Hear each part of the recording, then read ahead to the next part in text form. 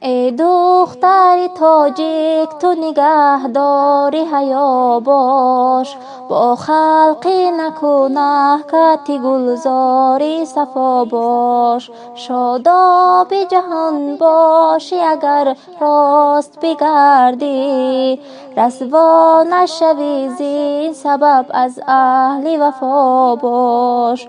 داننده شو و علم بیاموز به مردم، دوزنده و هم با هنر و پاک لقا باش.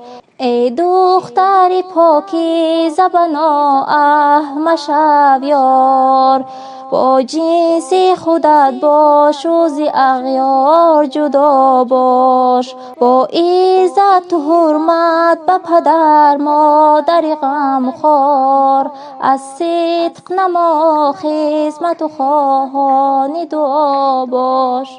عفت که بود زیور زنهای پیامبر، چون مغز تو در کیسته و آزر مهیا باش.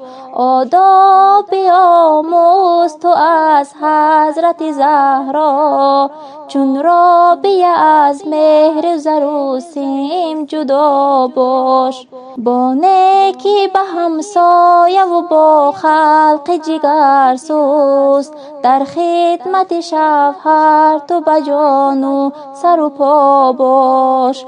با حفظ نماز و درود و خواندن قرآن، از دیده بی شرم نهان در همه جا باش.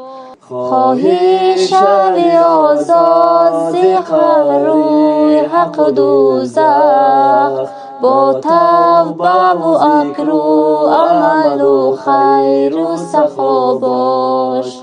احراری که از حق به تو توفیق بخواهد، از شرم و حیا مثل گلی رنگی حنا باش. ای دختر تاجیک تو نگهداری حیا باش، با خلق نکو کتی گلزاری صفا باش. شاداب جهان باشی اگر راست بگردی، رسوا نشوی زین سبب از اهل وفا باش.